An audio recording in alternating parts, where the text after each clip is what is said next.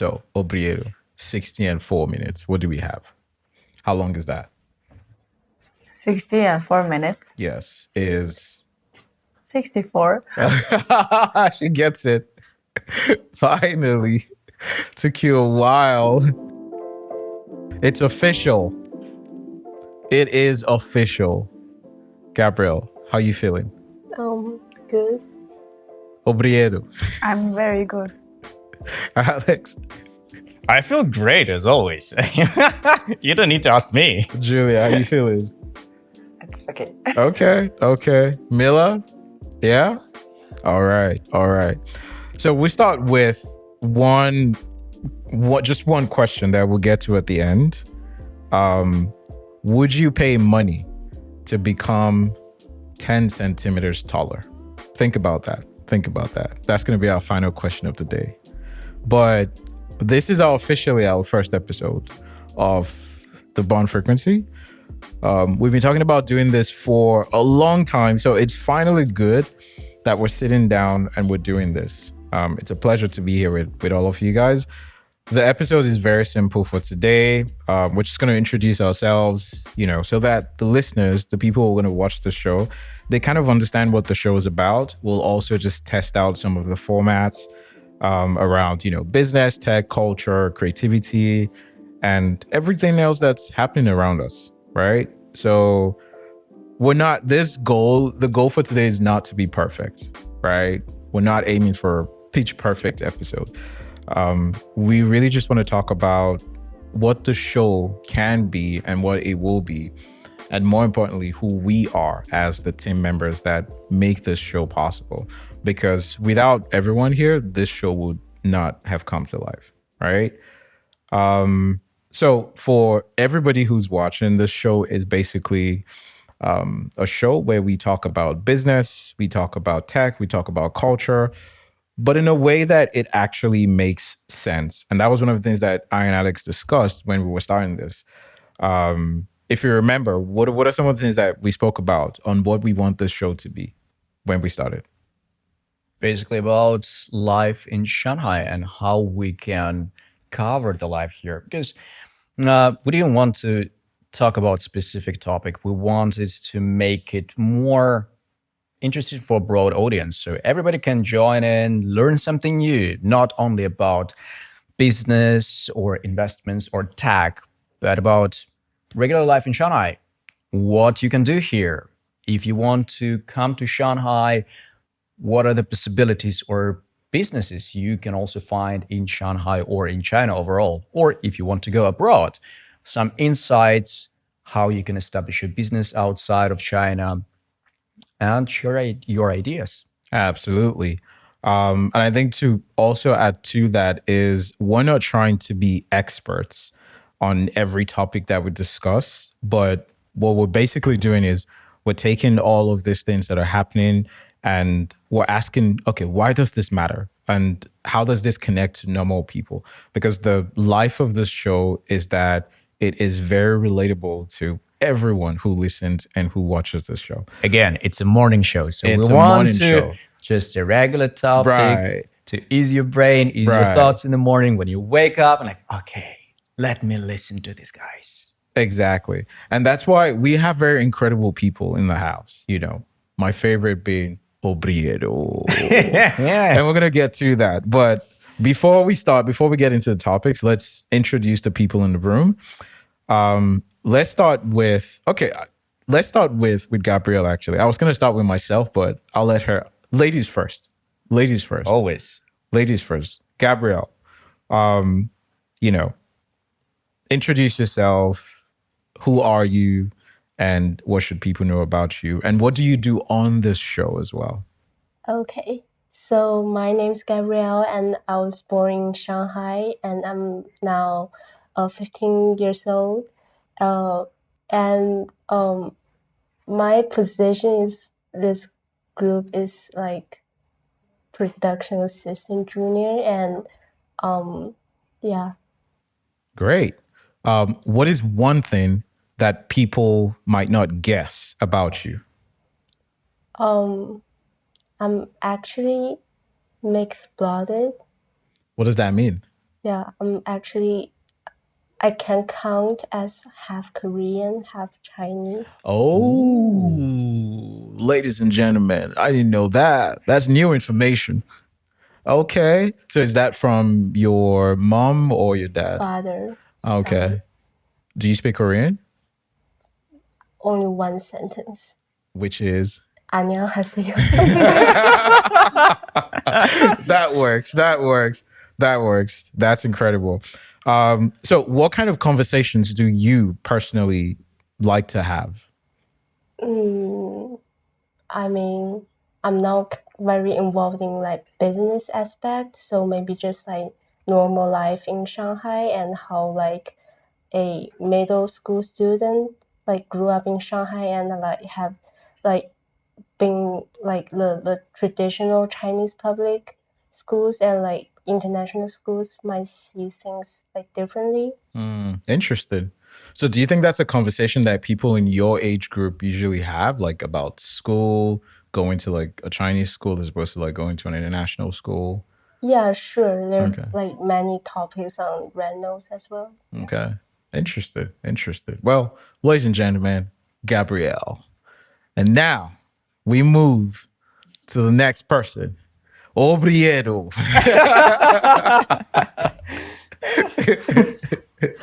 Hi, my name is Ana. I'm from Spain. I'm 22 years old. No, you have to say where you are in Spain. Like, say where you're from in Spain. I'm from a small city called Oviedo. Obriedo. Oviedo. I'm ethnically Chinese, but I'm adopted and I have Spanish parents. I'm currently studying Chinese here, so I think it's a very interesting perspective from a foreigner, but Chinese roots, but not culturally involved here. And I think that's something that will affect, influence on my opinions.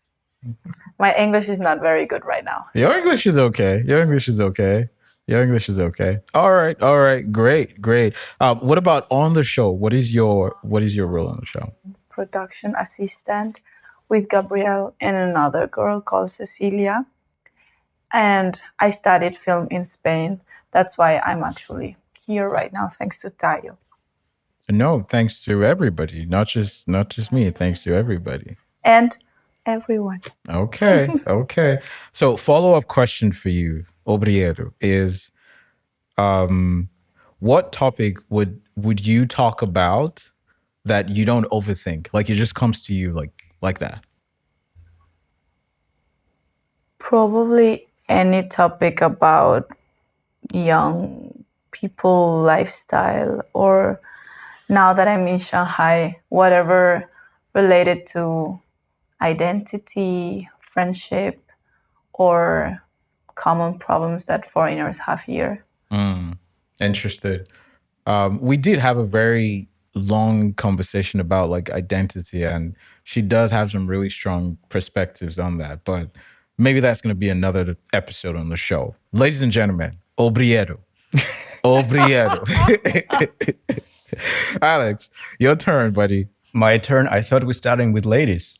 All right. All right. Oh, my bad. My bad. I'm sorry. I'm sorry. I skipped that part. Okay, let's go to Julia. Julie J, ladies and gentlemen. Julie J. Yeah? I'm just coming up with names for everybody. Oh yeah. Julia. Hello, my name is Julia or Yulia. It's both. It's okay. Me, 21 forever. Yes. Yes, indeed. So what about me? I live in China already maybe 6 or 7 years. I don't know. Right before I studied in Chinese university, and right now I'm working with some foreign people, like translate. I am very pleasure. Alex invite me in this project. It's new in my life. I want to try because it's very interesting. before I from Ukraine. Before in Ukraine, I work in like a writer. But say on the camera, I don't like it because I'm shy and not comfortable.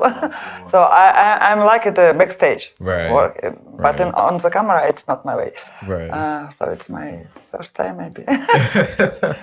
That's good. So I had stress a little yeah, bit. it's okay. I think you're doing great, and I think it's also we're very lucky to have you guys to join the team, considering the time of like just putting out the call for people who wanted to join.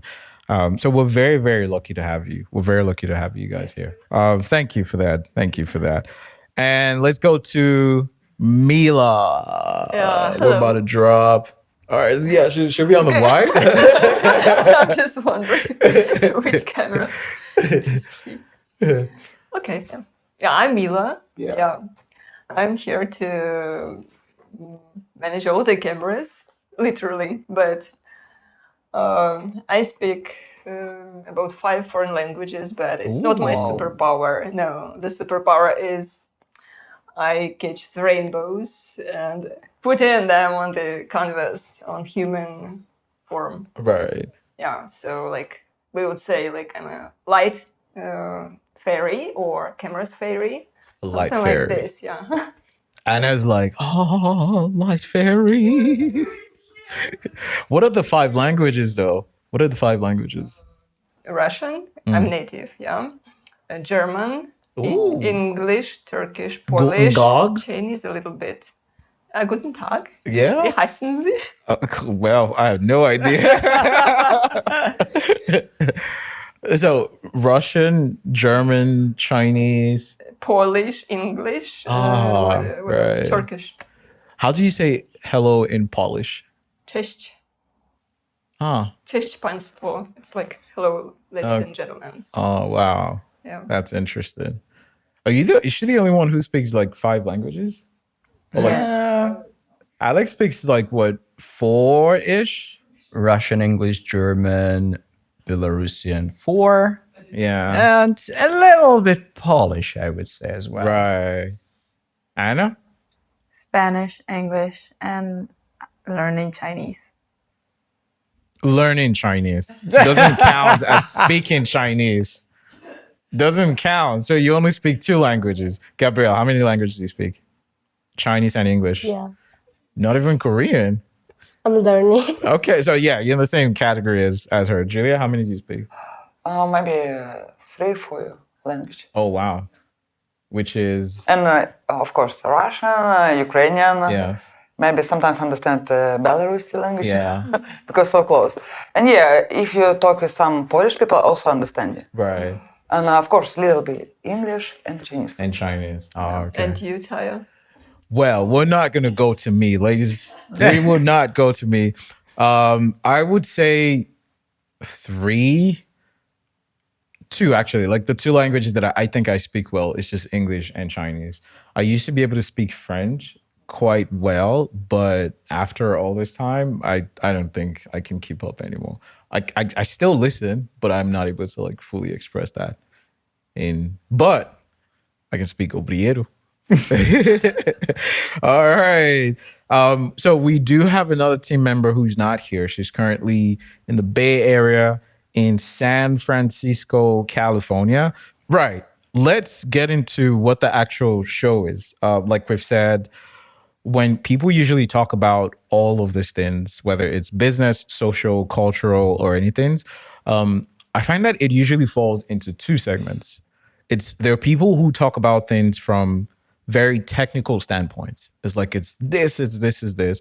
And the people who don't have an idea about that topic, they just get really lost.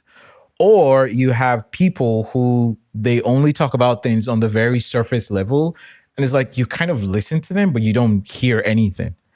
And that's why we started this show, where we're taking all the information that should be interesting to people, and we want to make them very relatable. So some of the episodes we will have guests, some will just be us, the team members. Some conversations will come very seriously. Others are going to be very chill and things like that. But the main idea still remains that We want to talk about what's happening and why it matters. So, one question: what makes a conversation boring? So that we don't do that. What makes a conversation boring? We've had boring conversations. Everybody here has had a boring conversation. What makes a conversation boring? When you talk about weather. When you talk about weather. So we don't talk about weather. Small talks, no small talks. It's like, yeah, Yeah? in an introduction maybe, but general, like, yeah. Yeah. Do you agree? Weather is like boring and we don't talk about weather? Yeah, I hate small talks. Oh, shit. She went Yeah, in. it feels like everybody hates small talks, but everybody doing that. Okay.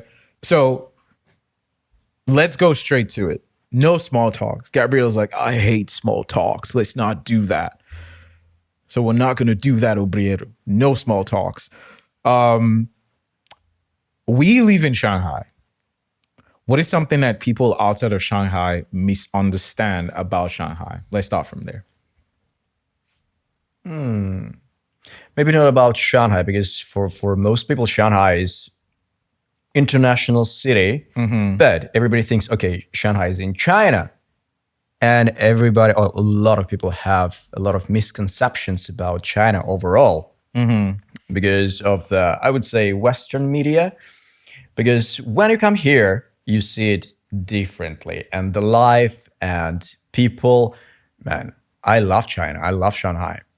And that's something that changes your idea and your perspective when you come here. Great. And overall, Shanghai, I would say one of the best cities in the world. Right. Culturally, internationally, things you can do here, people you can meet here, Right. business opportunities, and overall the community here, things you can learn here are just like top notch. Right. Absolutely. Absolutely. And that sort of follows up into, for example, the concept of like coming from a different place to Shanghai, which Anna exemplifies that really well. You left Spain to come to China. Was it like, did you like, oh, I'm going to Shanghai specifically, or I'm going to China? I'm going to China. Okay. Yeah. So how did you end up in Shanghai then? I chose Shanghai because it's like the most international friendly city. And I think I had those misunderstandings before coming. And I didn't want to get to the deep China because also my Chinese is not good. Okay. Okay. But I think one of the misunderstandings that people may have is like Shanghai is a very big city and that maybe you think everything goes fast and everything is temporary. But I think you can actually feel like home here because it's a very welcoming city, I think. But I would say it actually goes fast. And that's why I like Shanghai, because it's moving fast and it changes fast. So you don't feel boring here. Yes. And that's one of the biggest things that I love about Shanghai, because before I lived in Germany, and it was quite boring because the life is very stable. Right. But in Shanghai, man, you different. cannot keep up with the pace of Shanghai. Right. Which can be a good thing or a bad thing, because then there's people who feel like, oh, this might be exhausting, the fast course. nature of the city. I think there are ways that you can find like that bit of like calm in Shanghai. You know, whether it's like going to Suzhou for like, you know, a drive, get something. Even and in all downtown, like, Right. why do we love downtown of Shanghai, French concession? Right. It's still pretty quiet, like a regular European city.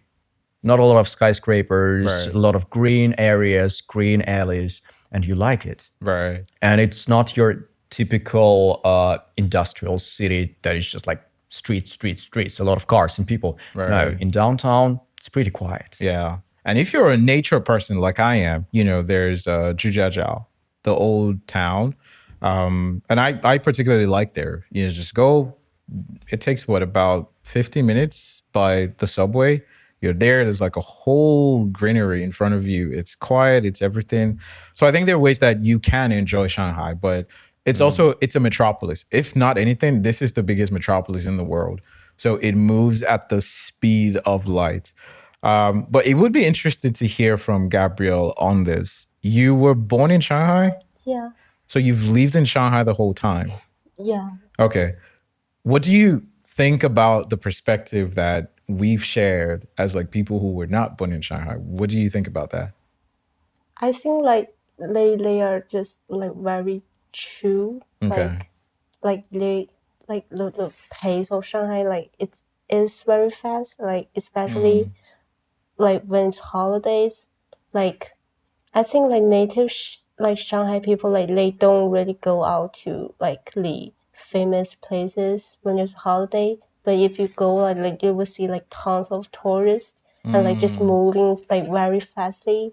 And I think though. I think like That not is only for true. natives, but for everybody who spent Who here at least stays a here. year, they already learned their lesson. Don't Don't go go out outside during when the it's a holiday. holidays. Yeah. It is. So where do people go to during the holidays? Like if you don't go to those tourist places, where do you go to? stay at home or just go to other places like Hangzhou, Outside of Shanghai. yeah, Suzhou. Ah, interested. It's interesting to hear that is the same. Like we have the same, because as someone who lives here during the holidays, I feel exactly the same as like, oh my God, it's so packed. It's so packed. It's interesting to hear that. It's interesting to hear that. What makes the city interesting to you, Alex? For me, Yeah. I would say, first of all, community. Second, I mean, first of all, community, because how many foreigners live here, and also when you're in Chinese community, everybody's very welcome, and they don't, especially in Shanghai, because everybody used to foreigners, so they don't pay too much attention to you. Whereas if you go to smaller cities, everybody's like too much attention to you, which is Right. sometimes can be like I don't want to get too much attention Right. to me. But yeah, community, opportunities, the things you can do here. Right. You can change your career, you can start your new path, the people you can learn, like Right. meet and learn something from them. I think in any other city or a country, it would be harder to meet, for example, top executives or people who establish businesses and they're willing to share their knowledge and how you can grow personally. And that's what makes Shanghai great. Right. Right. Obriedo. I think Shanghai, as you said before, there's plans or places for everyone. If you like nature, you can go to the outside of Shanghai. If you like more modern or futuristic, just go to the Bund. And I think even when I have visits from Spain, they're all totally different type of tourists and they all like Shanghai because you can do anything. And it's all very convenient because it's cheap. Because normally you can go and have fun to an amusement park and it's cheap. So It's funny that she said it's cheap. I mean, when you live in Europe, of course. Because the way she's judging it from is because she lives in Europe, and Europe is so pricey that Yeah. everywhere like else you just can do feels a like plan every day. You can go to eat outside every day. or get But in Spain, I remember staying home just to not spend money. Because I know if I go out, I will spend money. In Europe, you go to a restaurant maybe once in a week or 2 weeks or once in a month because it's so pricey. right. Interested. Okay. What about you? What makes Shanghai interesting to me? I think it's the ease of access, and access in terms of opportunities as a professional, opportunities as an individual. I think, like you said, right, there are people here that you will have access to that anywhere else in the world, it makes it way much more difficult. And I think opportunities of access in that I kind of feel like Shanghai is the new New York in terms of this is where dreams are made. Now, it does require a very, very huge amount of like dedication and hard work to the thing. But I think Shanghai gives you an opportunity to be what you want to be as long as you're willing to do the work. And I think I cannot really say that for a lot of places anywhere else in the world. Shanghai just gives you that opportunity. So that is why it's special for me. That's why. Why do you think it's the case only for Shanghai? The global nature of Shanghai presents certain opportunities that are not accessible in other parts of China. I think there's cities that they're not necessarily prepared for a global audience yet. They're still on the way there, but Shanghai's like light years in front of like, having an international audience here, which is why when people come here, they feel at home because it's just like, it's very much international. And I think one more thing to add to that is that overall population of Shanghai is around 25 million. Yeah. And I would say 70% is people not born here. So Right. everybody's coming to Shanghai. They want to meet new people. Right. They want to achieve something. And Right. it makes it easier Right. to find new friends, new opportunities, because everybody wants it. Right. And they're more open. Right. Whereas if you live in a small city, everybody knows everyone. And I have a lot of friends already. Why do I care to meet more? Yeah. Exactly. So great. This is why we all love Shanghai, people. And if you're into conversations like this, make sure to follow the show. This is exactly what we're going to be building here. Now, let's go into the formats. So this segment is called On the Table. And what we're basically going to be doing is bringing up a few stories. We'll put them up and everyone gets a quick take, right? We don't have to be experts on the subject. I'm already excited for Julia's take on the fashion part. But we're just going to be reacting like normal people, and then we see what the bigger conversations really look like. So the four things that we're going to be considering in looking at these things is: one, why is this happening? Two, does this actually matter on the grand scale of things? Three is, how does this affect people? And lastly, is this good or bad? Let's go to the first one. Mason Margiela in Shanghai. This is a fashion topic. You said you were interested in fashion, Obriedo. Do you know who Mason Margiela is? Yes. Yeah? Okay. What do you think about Mason Margiela bringing her show to Shanghai? So for context, Mason Margiela recently brought their runway show to Shanghai, which is very interesting because for the longest time, fashion has always been centered in, I'd say, Europe mostly. Places like Paris, Milan, London, New York, maybe. New York, and things like that. And a lot of the shows that they would do in across Asia would be kind of like a replay of that show. But for the first time, the show started in Shanghai, and then it's going to other places. So the question is, luxury brands, in fashion and all of these things, is this just them trying to get access to the Chinese market? Or is Shanghai now considered as a serious global creative city? So is it just a business move, or is like Shanghai, Shanghai is now in the same category as like all of these other cities? I would say, yeah, like it took a long time for Shanghai because for me personally, when I just came here, 7 years ago, it was already a fashion capital of Asia. And right now it's moving to a fashion capital of the world. So it took pretty much time to reach the top. Right. I mean, first of all, Gabrielle, are you a fashion person? Not really. I sometimes saw the news and I will click in, but I will not like follow it. Okay. So you're not like really like, oh, I need to like be dapped up and everything like that. No? Not really. Okay. Anna, I remember what you said, oh, look at me, I'm very colorful. So you're definitely a fashion person. I think I'm the same as Gabrielle. It's just that I like to wear something that represents me. And that's why I care about wearing colors. But I wouldn't say I'm a fashion person because I'm very basic. But doesn't that make her fashionable though? Julia, like what is a fashionable person? Because I think you have the best knowledge of what fashion is amongst all of us here. I'm also not fashion, but I like it. Look, such those people. I like clothes, practice, and Right. yeah, and because I'm so lazy.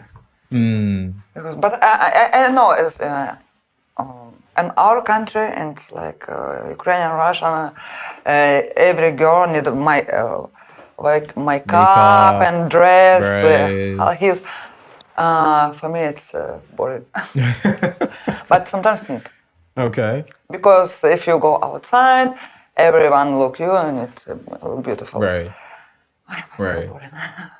I mean, I think it's important to pay attention to how you look because it gives people the first impression of who you are as a person. You see someone walking into a place and they look raggedy, you're kind of like, ooh, nah, not today. But do you think it's important in Shanghai though? I think so because once again, it's a city that has become a melting pot. And definitely people are going to judge you by first impressions. So, you go to a place, there's like a collection of different people. Your interactions with people might be affected by how they perceive you, even if they haven't spoken to you yet. But I think the second layer to that as well is compared to, some of the other cities in the world, I do think that Shanghai is now a fashion city. The people just I'm walking on like Wooden Loo, for example, or very close to like the People's Square. And you just see how people are dressed. And I was like, oh my, like I wouldn't have thought that was like I could dress like that. And this is just people's everyday style, whether they're just like hanging out, getting coffee, or they're going for a walk or something. Like even the pets. Yo, have you seen yeah. how those pets are dressed? It's like that's Shanghai. That is Shanghai. And I would say also local designers reach the level Right. of the like Right. worldwide level where you can Right. already hear a lot of Chinese names Yeah. that are famous in other countries, in other parts of the world. That's why you can already say Shanghai and China overall stepping into like top ones of in fashion. Yeah, I definitely agree. And I think like if I would look at it, it's more asking the question of saying, for example, like in Spain, what is the metropolis of Spain? Madrid or Barcelona? I think for worldwide perspective, it would be Barcelona because it's more touristy, because it has Okay. beach, and it's like a more interesting place to see. Okay. Madrid is more for business. Ah, right. Madrid would be the Beijing, and Barcelona would be the Shanghai. Will be Shanghai.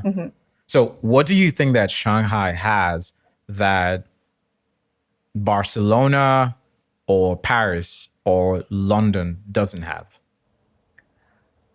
I think it's very unique. It's like, I think I go on the streets and I see Chinese people wearing clothes that I've never seen before. And I think it gives me a very Shanghai style. I don't know how to explain it, but it's like I associate some type of styles to Shanghai. Cook. I'm letting Very you cook. like unique. Like every person has their style. Gabrielle, what do you think about that? Is there a Shanghai style? I'm not sure. I've never been to other cities, but I think for Wait, what? You've never been to other cities in China? what I've never been to European cities. Ah, okay. Thank God.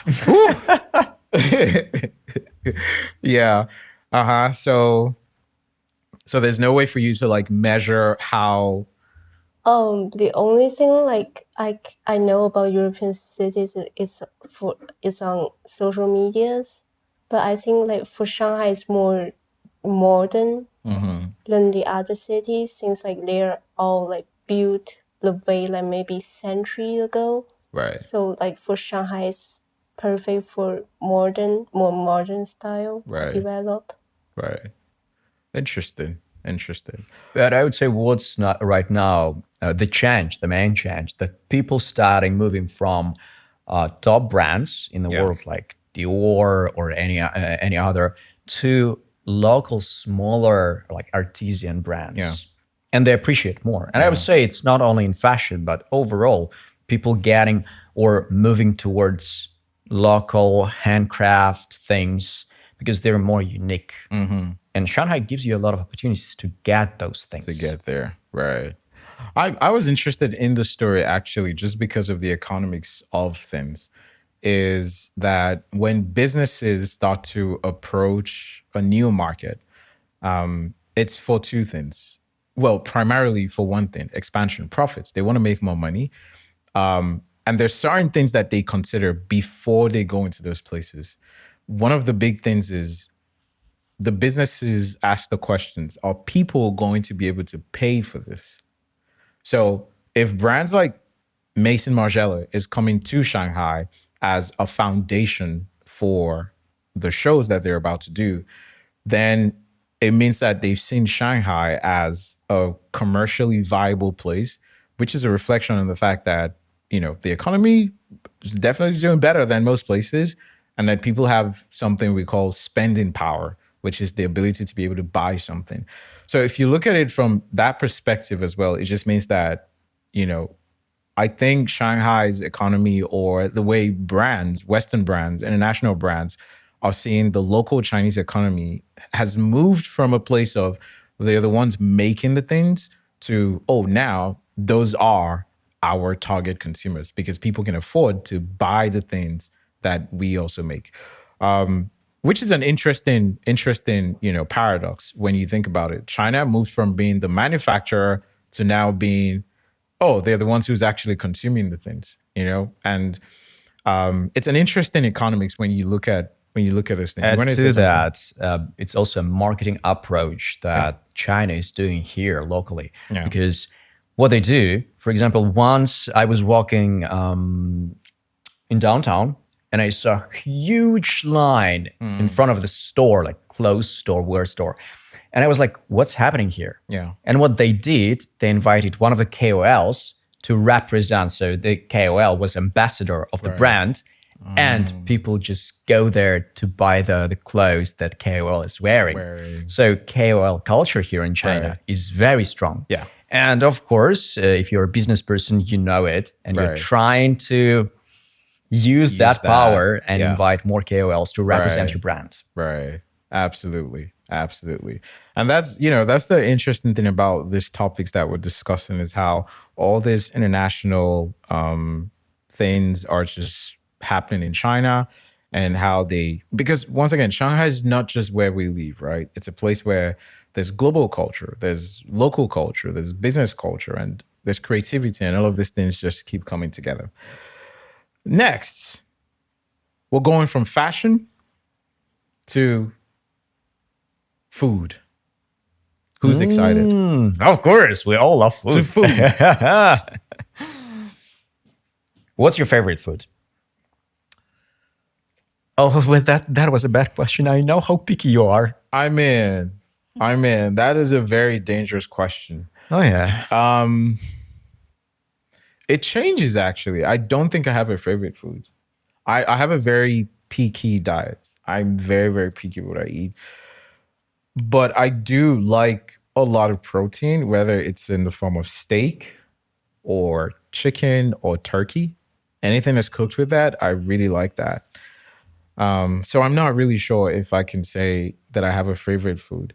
But I guess the question is, am I a foodie? That's deep. That's deep. And I'm not. I'm not. And am I a foodie? Do I give the vibes of a foodie? You? If you say you're picky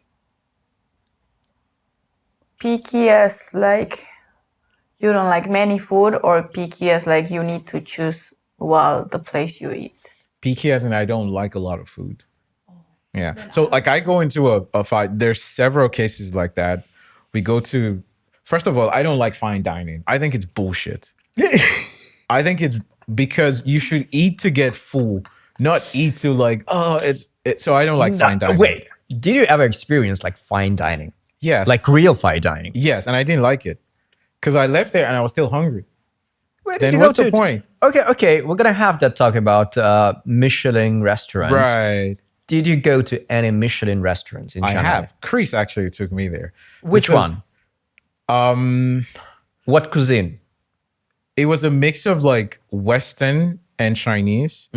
We went to that restaurant when Toshiki Soejima came. So for those who don't know, Toshiki Soejima is one of the biggest jazz musicians in the world, contemporary jazz musicians.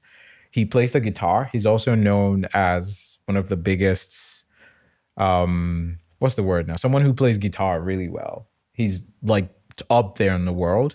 And he's managed by one of our friends, Chris. And he was in China for a performance, and we went to dinner together. And we went to that Michelin star restaurant. Now, the environment was okay, it was good. But then the food came, and I was like, I don't know what's going on here. I mean, maybe you choose the wrong restaurant, because my experience was totally different. That was my first time I went to, it was a French restaurant at the Right. Bund. Really nice looking. The waiters are very sharp. Right. The spacious space with the view at the Bund. Right. Looking amazing. Right. I had my doubts, especially because of the price. Right. But the experience, Right. you're not there just to eat, because usually you spend in a restaurant for 1 hour. I Okay. spent there 5 hours. 5 hours. Okay. You get a lot of food, because we had around like 5 courses of different food. Right. And that was a great experience, because the waiter comes to you, they share a history of this particular meal, or the wine they also bring to you with that meal. And it was Right. interesting to hear what they talk about. Right. And the food itself, it was amazing. I Right. loved it. And you just like, you experience, you actually start enjoying food more, because you're not just here to eat. You're here to enjoy and spend time. That's why you even taste the food differently. Gabrielle, is it that deep? Is food that deep? It can be. What about you? What is your take on this? I'm not picky, so Okay. like just any food I can eat fine dining. I can eat just food on the street. I can eat like everything. Okay. So if you let's look at it from this perspective, right?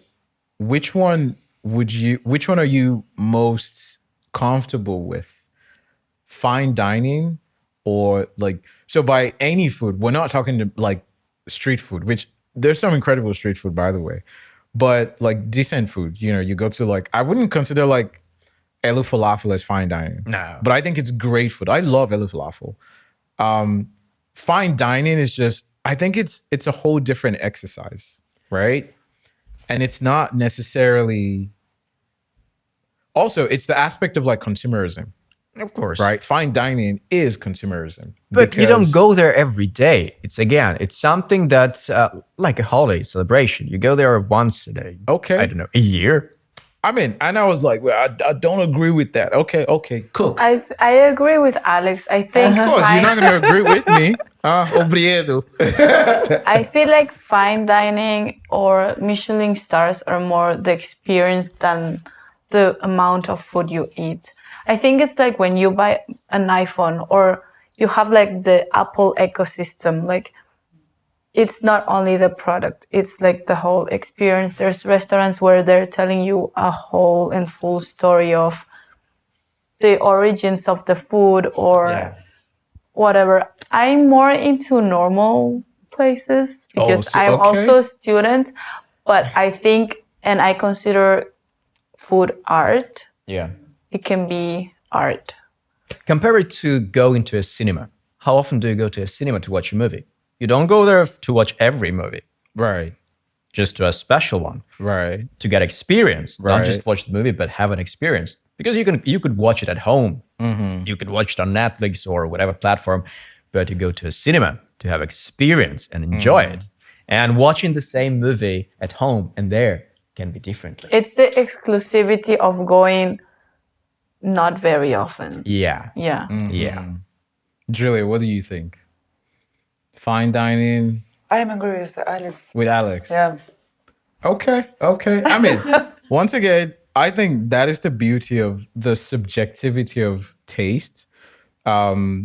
Because as much as I do not enjoy fine dining, I appreciate other forms of art in that regard. For example, is like music. I'm a lover of jazz music. Yes. And I would pay top dollar to go watch a jazz concert that even if people are like, even if I don't know the band, but that genre of music is just so incredible to me that it's like magic, you know, it's like magic. Or it's like some forms of painting as well. I find that I'm attracted to abstract paintings that use a lot of like structures. Well, what's the word? There's a word for it. I just don't remember. Where a lot of the paintings look like lines that connect to lines, and you look at it from one perspective, it shows you one thing. If you move to this side, it shows you another thing. That form of art, I could just stand there and just like stare at one picture for like an hour because it's just like, you know, every time you move, you get a very new perspective. That's also something that most people will not enjoy, you know? So I guess that's the subjectivity of things like this. But either ways, I think that whether you like fine dining or you like regular food, Shanghai now has 51 Michelin starred restaurants in 2026. So if you're into something like that, you can look it up, like Alex, Oh yeah. and you can go. And I have 50 years ahead of me to check all of them. And you can check it out. Right? So I guess the question is, if you were going to go to a restaurant, if it has a Michelin star, does that affect how you see the restaurant? Yeah, definitely. In what way? That depends on occasion. For example, if I want something special, of course, I'm not going to go there alone. I will choose a special person. For example, if I have a girlfriend, maybe on anniversary, I would probably choose. You want to tell the people the answer to that question? Ladies and gentlemen, do you want to know the answer to that question? If what he has a question? girlfriend. No, You I brought it don't. up. Okay. Not Keep yet. it private. Keep But yeah, for special occasions, yeah, I would probably go there. It's not necessarily because, again, you can find other places that also very nice, very good. But to have an experience, it's like going to Disneyland, spending there the whole day, or in the restaurant, you're going to spend a half day Right. just to have an experience. Right. So to have experience, it's not about only about the food. Okay. It's about experience. So for experience, I would go there. So the more the star, the more you think that experience will be. I hope so. Okay. Which is interesting, right? Because when we talk about experience, is the experience so let me phrase the question this way. Does the Michelin star make the food better or just more expensive? Definitely more expensive. So Better. it doesn't make it better.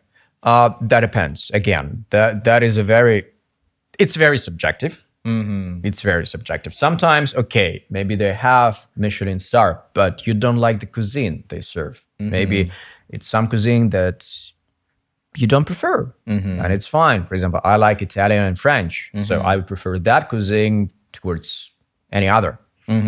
So for me, yes, of course. So The expensive. type of food you Right. choose, if I go to a French cuisine or Italian cuisine, yeah, I would already like it. And if it has Michelin star or two, I hope it's becomes gonna have more a good- expensive. Yeah, for sure. Okay. I'm just trying to figure out, you know, the experience. Because Alex is like, yeah, I go there for the experience. What is the experience? No, the food as well. The taste of the food. I mean, at least in my experience when I went there, it was amazing. I like all the food. Okay. It was really good, especially desserts. Right. Mamma mia. Okay. Really okay. good. Gabrielle, have you been to a Michelin star restaurant? No, I don't think so. Okay. Now Alex is gonna get you an invite and take you to a 5-star Michelin restaurant. Speaking of food, for those of us that like regular food, I mean, I like good food though. I like good food, though. But I just think that for me, food is not that deep. It's food. You know, I like it to be well made, taste nice, and everything. But all that extra, it's an experience. Is this? I'm just like, yeah, Give me less. yeah. So, Anna Obriedo, you've been in Shanghai now for Almost a year. almost a year, ladies and gentlemen. And Time flies. yeah, say something in Chinese real quick. 你好. That's all? That's it? See? That's what I mean. That's what I mean. That's what you've learned in a whole year. 谢谢. Right. 不要. What else? 要.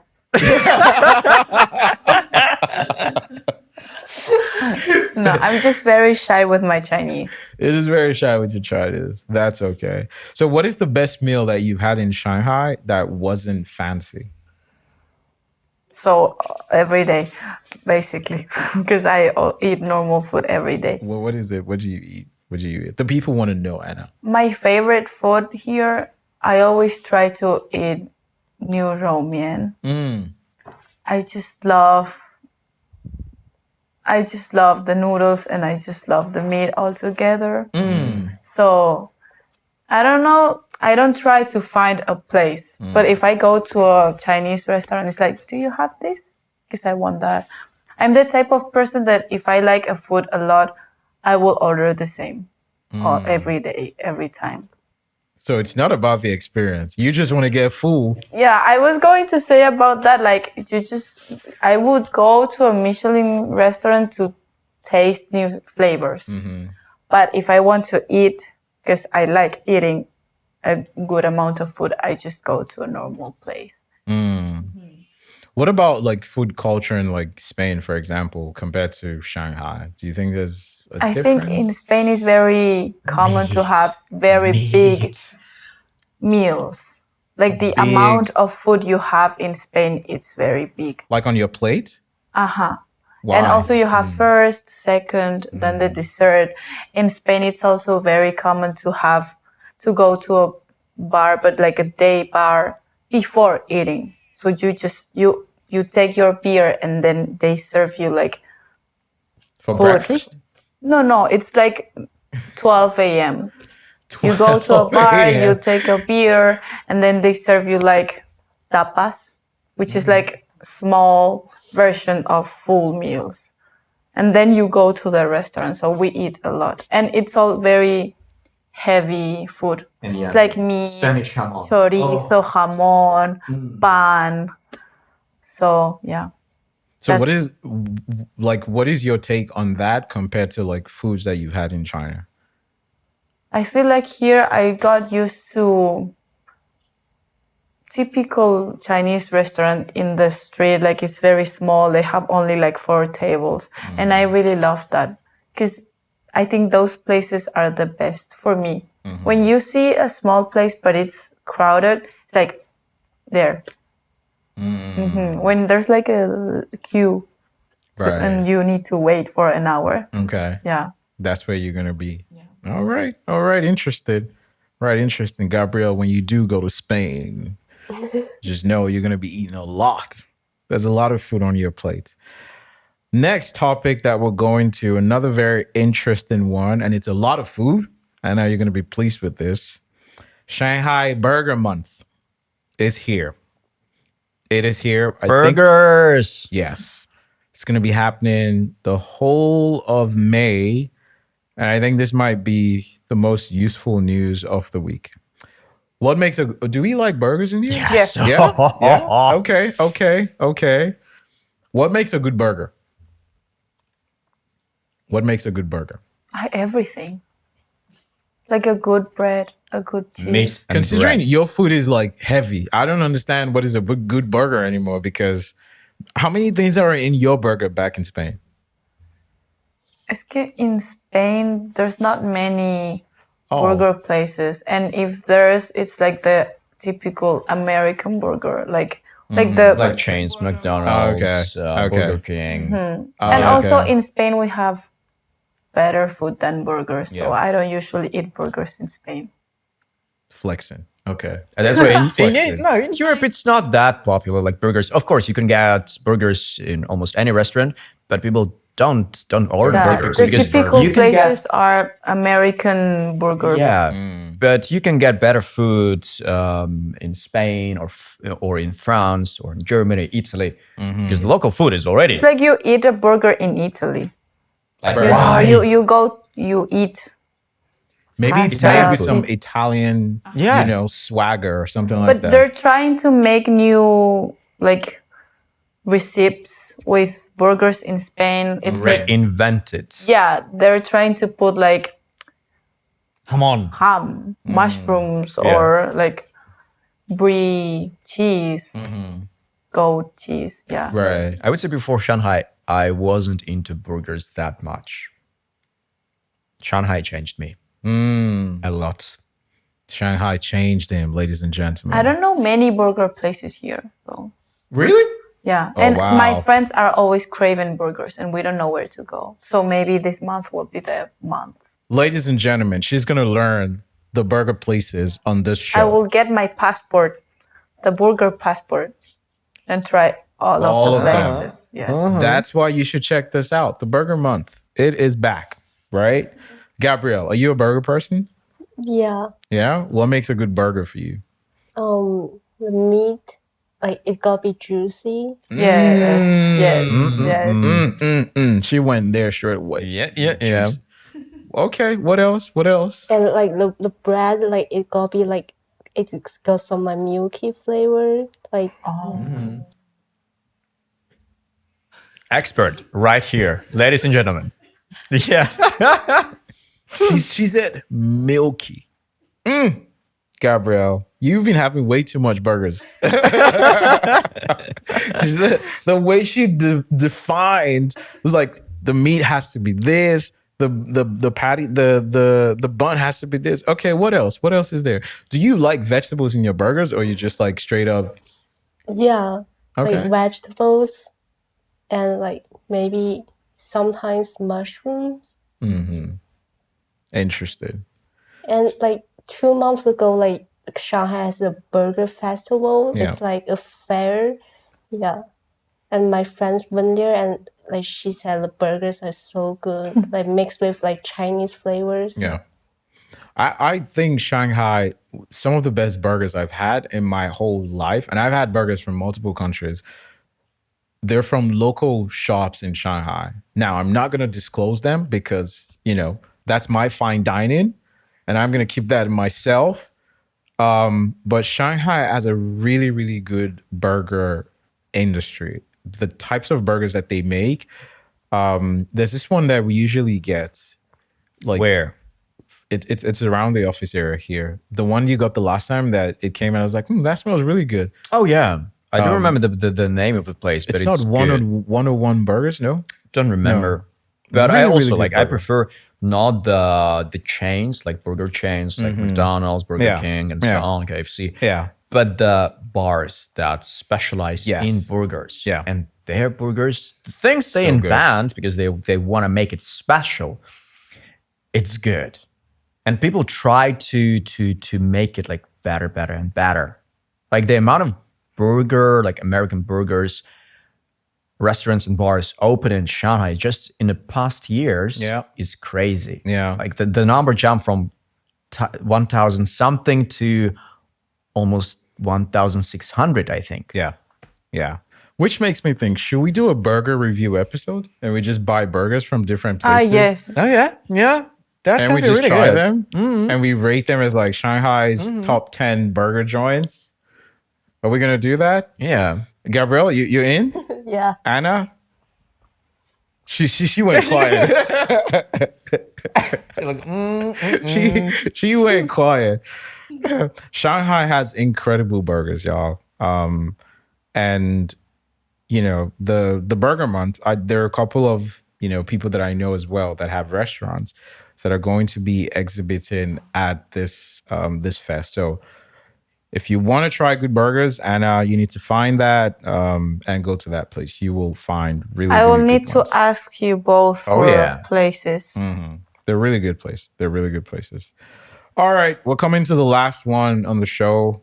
This one is kind of a funny one on the surface, but it's also kind of it's an interesting one if you think about it. The story about the guy or the person who got scammed by paying money to become taller. So this guy paid money to this particular place, and they promised that he was going to be 10 centimeters taller. And he did the whole procedure and everything and realized, oh, wait, no, I did not get anything. So what the full version of the story is, I'm not exactly sure, but I don't think the question is the scam. That's not what I want us to look at. I want us to look at it from the perspective of why do people feel pressure to physically change themselves in today's day and age? Is it, first of all, is height still even an advantage? Of course, dude. Is that a thing? Whenever you go on a date, I mean, What guys, ladies, let's get some perspective in here. Mila is like, oh, yeah. So height is still an advantage in 2026. Yeah. Really? I don't know. The point of view is higher. I no? think, like dating speaking, I like seeing myself with someone my height. I mean, I like taller men, but but I also like short men. It's like with a short man next to me will look like la boo-boos, you know?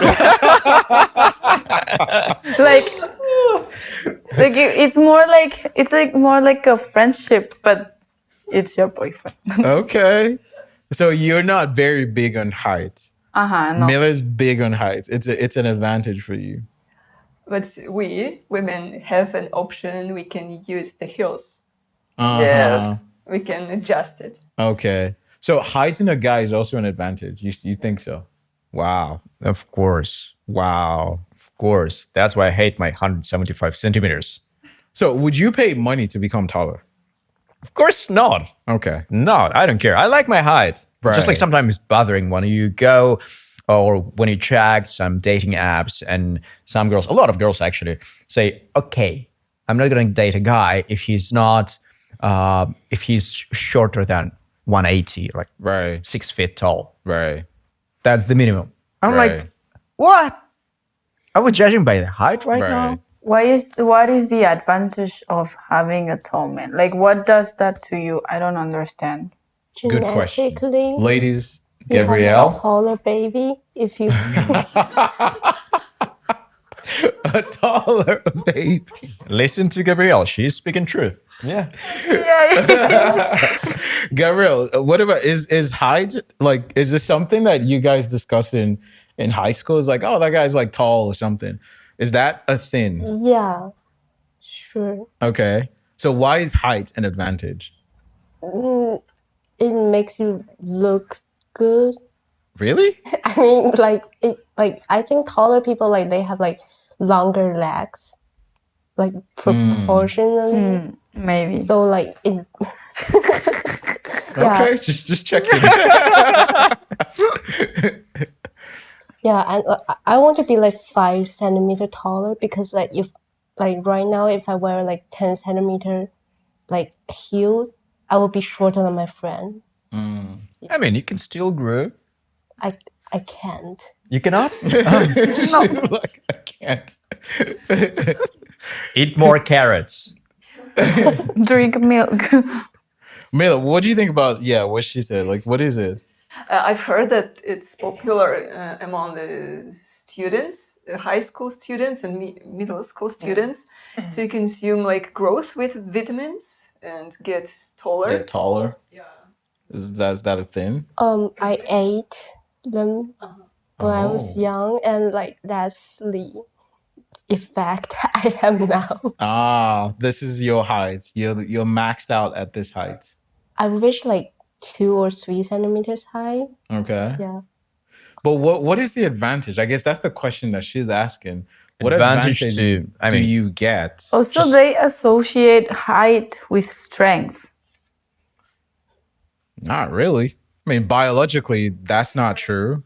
No, I mean, girls is like, oh, because if I have a strong, like a taller guy, he can help me with this, and that's not related The to feeling height. of It's more like protection. strength. Is it true? Do ladies associate height with like a strength of a man? So the taller the guy, It's biologically, so we cannot control this feeling. It's just it's feelings of biological. Interested. Yeah, and actually, if you see a person from a higher perspective, like that person look better. Looks better. Yeah. Wow. Alex doesn't look better when I look at him. Thank you. I think it's also like for a woman, it's more like overprotective figure next to you, which I understand.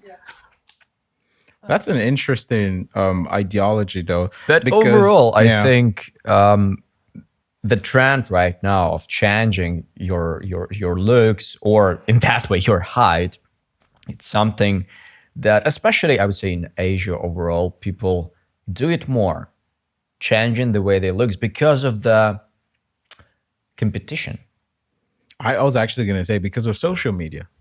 as well. Like, beauty standards worse now because of social media. People go online, they see this and start to make comparisons and all of this. Social media has become a factor in how, all of these beauty standards. You go on anything. See a lady is like, oh, my boyfriend is this, is like 9'12", which is not a real height, by the way. But it's like he's so tall and this and this. And all the other girls start to look at their guys like, why aren't you that tall? Why aren't you this? Why aren't you that? Because I can say the same thing for other people. It's like shorter guys kind of look better down there because it means they're, they're grounded. They're more likely to be very That's what you used to say to strong. yourself They're more likely to every be night, very strong. looking in the mirror.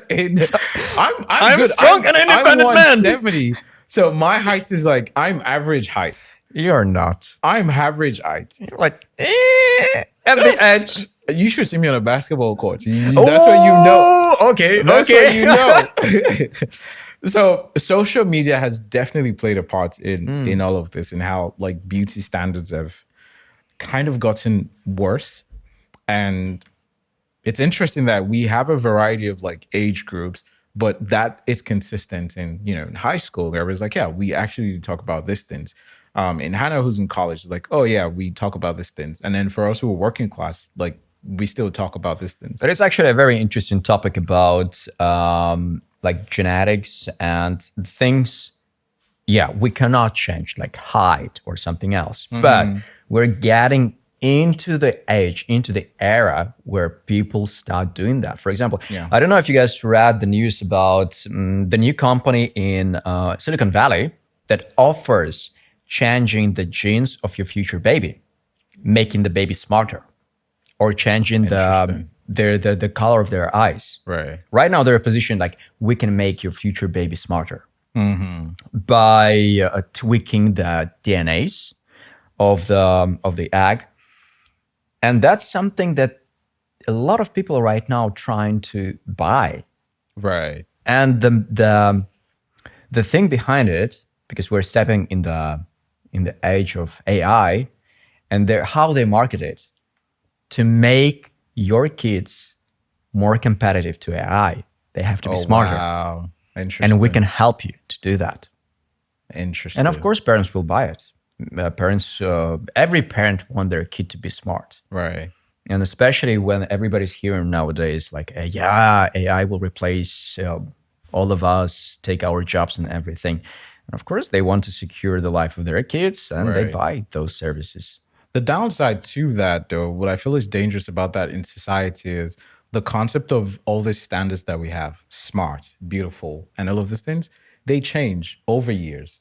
So when you subject a person, a child to like one standard, what happens when they move past that? It's like growing up, I had friends in high school, even like in middle school, where we're like, oh my God, you're so freaking ugly and everything. And when they got into college, we're like, no way that is you. So it's like people will change over time, but the concept of like, oh, this kid is going to be smarter is like, I know kids who were insanely smart in college, and now it's a whole different story. Or it's like a kid who probably had like a Down syndrome or something, and people are like, why are you so dumb? But nobody actually knew that he just needed medical help. And then when he got the help, he's one of the most smartest physicists in the world right now. Yeah. So it's like the concept of like this product of, oh, we're going to make your kid smarter. And then they lock the DNA of that kid into one thing, thinking that, oh, that's going to fix everything. But there's like multiple variables of course, because that play into this. your intelligence not always leads to your success. It's not Absolutely. directly connected. Absolutely. Because I know a lot of people that are not very intelligent, but they're highly successful. Absolutely. Absolutely. Interesting. It's a really interesting world. I mean, let's bring it to a more casual, light talk with all this upgrading genes and everything. If we were a video game character, right? What is one upgrade that you would do if you were a video game character? Upgrade. Like a superpower? It could be a superpower. It could be like an upgrade.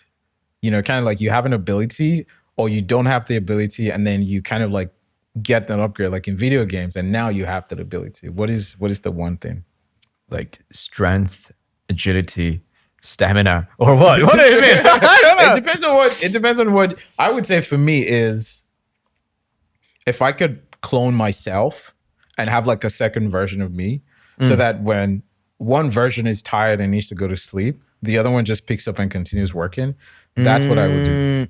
I would just clone myself and just like, so it's like I'm cranking 360 days a year, and I'm just like, I'm resting enough, but at the same time, That's you know, a good one. it's For going. me, I would tweak it a little bit. Your idea. That's my idea. No, Alex, stop no. it. That's mine. It's gonna be a different upgrade. It's gonna be my upgrade. The ability of not sleeping, so you don't need to sleep at all. It's actually Wow. one of the how it's called, one of the diseases or one of the things that people have. I would say like there are 100 people in the world that don't need to sleep and they don't feel tired, and that's a cool. They don't need to superpower. sleep for long. They don't need long. Oh no, long there are sleep. people like around 100 people that don't need to sleep at all. like actually sleep. Yes, and they don't get tired. I mean, I think. I know of. I forgot the actual name, and I believe Elon Musk is actually one of the few. No, the where people that need to they sleep only for need- 4 hours. Yes, Yeah. that one I know. I'm not sure about like not needing to. I think it's physically impossible. Actually, I think it's I know physically a case. impossible.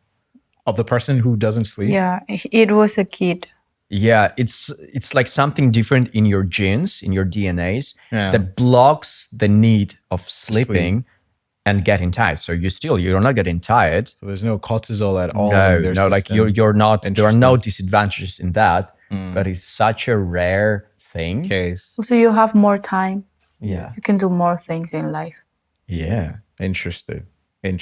Well, I don't know if you have more time because society goes to sleep. So it's like, Oh no, no, Well, no. you productivity. go out or you you see, you go out. go out of your house. And again, we live right now in a like global world, so Yeah. you can still work remotely when people are not sleeping, Not sleeping. somewhere in other part of the world.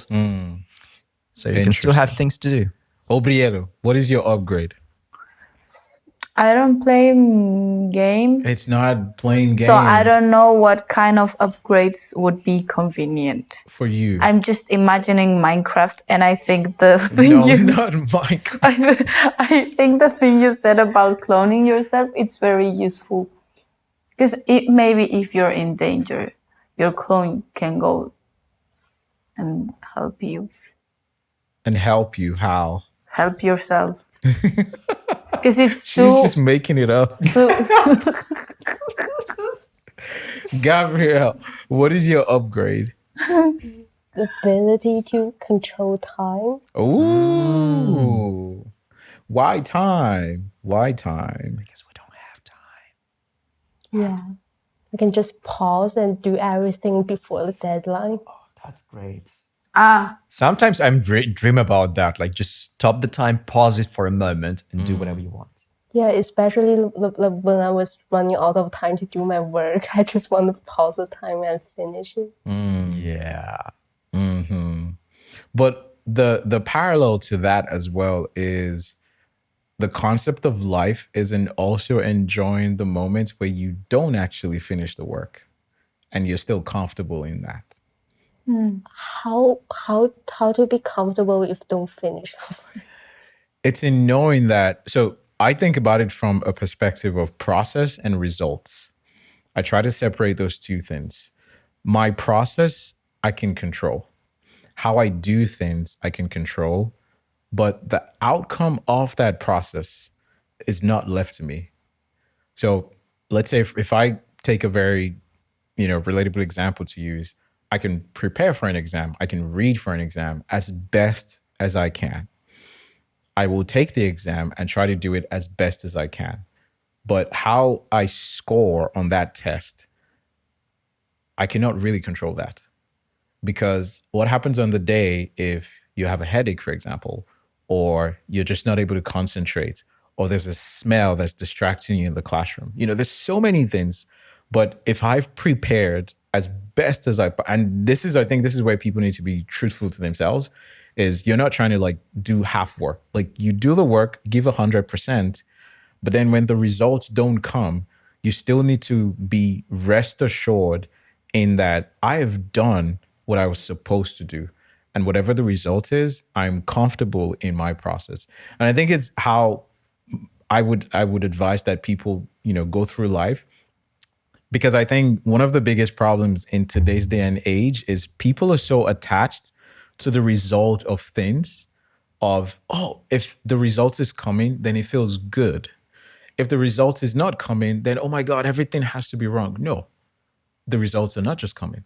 But if you've actually done the things that you're supposed to do, if you've, put in all the work, you've done your best part, you need to not be attached to the outcome of the process. And that's why I say the process for me is way more important than the result, because also you can take the process and you can do that every single time, but you cannot always guarantee the results. So I take my process in China, in America, in Canada. I will always do what I'm supposed to do, following my process. And then whatever the results come, I know that, okay, that's not something I can control. And then I don't beat myself up about it. So that's the benefit of that, is you don't spend time beating yourself up on, oh, I didn't do this, I didn't do that. No, I did what I was supposed to do. It didn't turn out the way I wanted it to, but I did what I was supposed to do. And you can be comfortable in that. So I don't think life should always be about you need to finish everything, because then it just becomes a hamster wheel. Life will never be finished. You finish one thing, the next thing is coming. So you need to get comfortable enough in saying, okay, I've done what I'm supposed to do. And I'm willing to move on to the next thing, right? So maybe your superpowers, if you had them, yeah, then you can get everything done. But I think the process is more important than the results. Life is like an unfinished project. So if you care about dying, you're just confident of what you do with your life, because it's your own life or your own time. Yeah. Yeah. So great show, ladies and gentlemen. We've had some really, really interesting topics to discuss here. I like the segments because we're just taking very random topics, but underneath all of that, we've still tried to make something real. And that's what the show is gonna be. We started from burgers, fashion, and restaurants and fine dining. But the goal is to find the human part in all of this. So did this feel natural to you guys? What do you think? Did it feel Yes. natural to you? Yeah. One last thing before we finish, because I think it's also important for the audience to hear this part, is what do you want this show to personally become? What do you want the show to personally become? Alex, let's start with you. I would say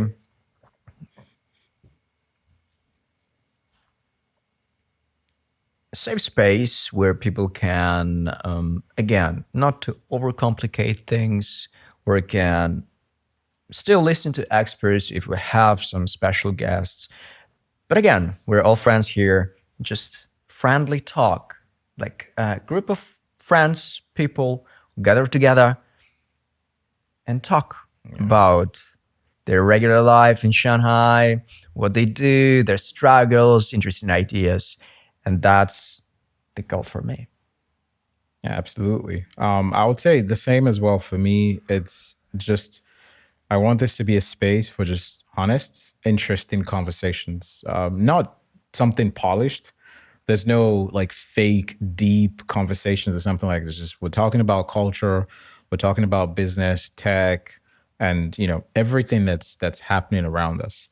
Obriedo, what about you? I think I'm very excited to learn about more different background people.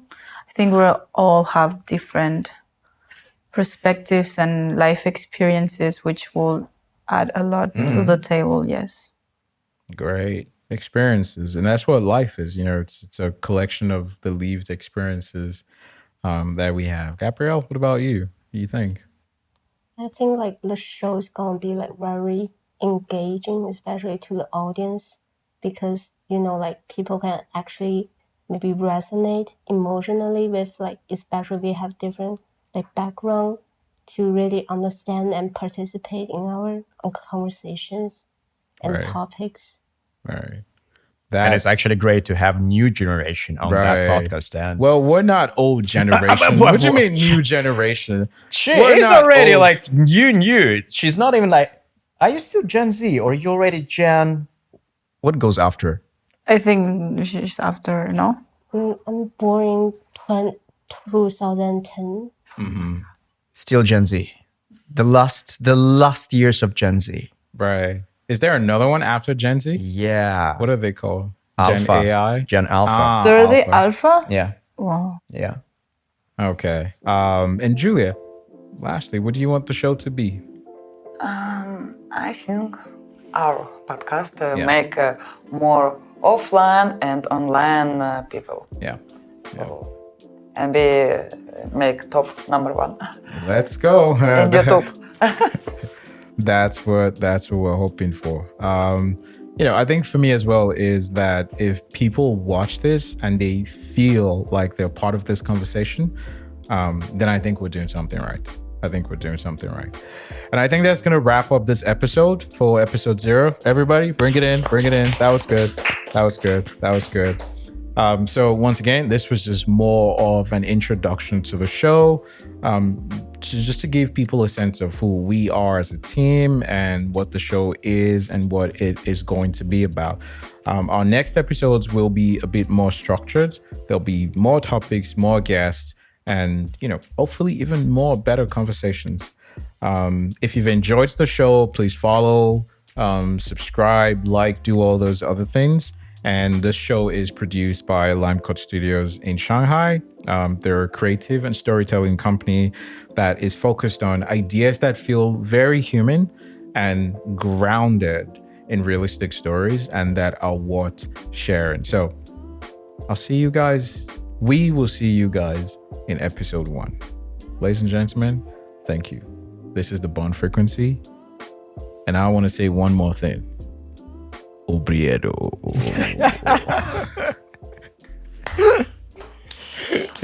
All right.